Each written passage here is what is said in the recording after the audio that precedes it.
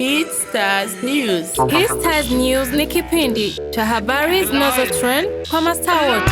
Hit Stars News ni kipindi cha habari zinazo trend kwa mastaa wote. DFTV. Yes, ni muri ya ntumbero nyine twagerageje kwemera ko uzagerageza kubereka benshi bagiye batandukanye bagerageje kuza muri no evenement yagerageje gutegurwa na leta y'u Burundi. Uno mwanya turi kumwe n'umuririmbyi umwe musanzwe muzi kwizina rya WA Music. Ni umuririmbyi ariko arabikora neza n'indirimbo ziwe zigenda zirafatisha ugiye gutandukanye. Tukuramutse mutama. Sawa naam. Umeze neza. Bon kabisa.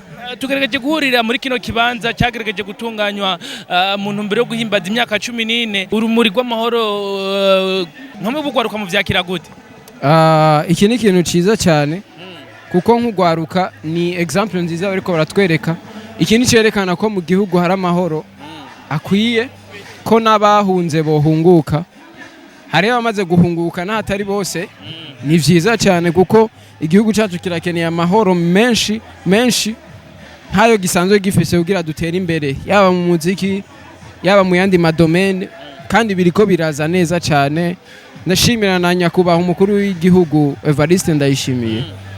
Iki kintu yakoze cyo kuza gushigikira bino birori ni ikintu gikomeye cyane nk'umukuru w'igihugu cyacu cy'u Burundi. Yes, ni ugiye kugira performance imbere y'umukuru w'igihugu witeguye gute uza kubikora gute nakaye kantu tegurira abarundi ndetse n'abariko baradukurikirana kuri no mwanya. Jeni baza ko na Jeni iteguye.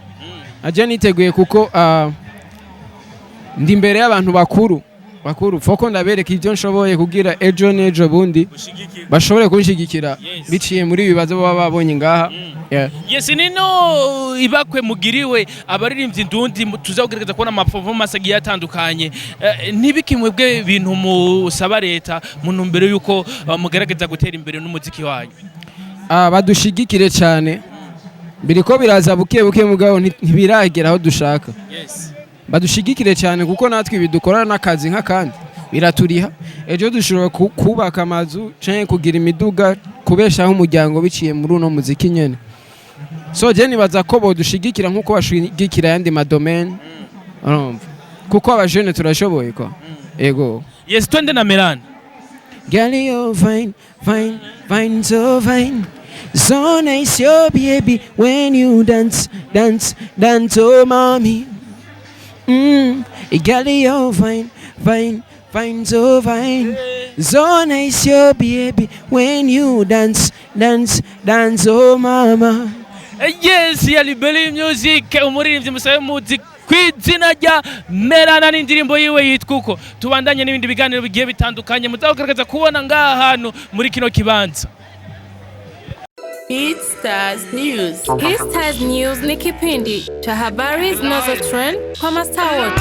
Hit Stars News ni kipindi cha habari zinazo trend kwa mastaa wote. DFTV.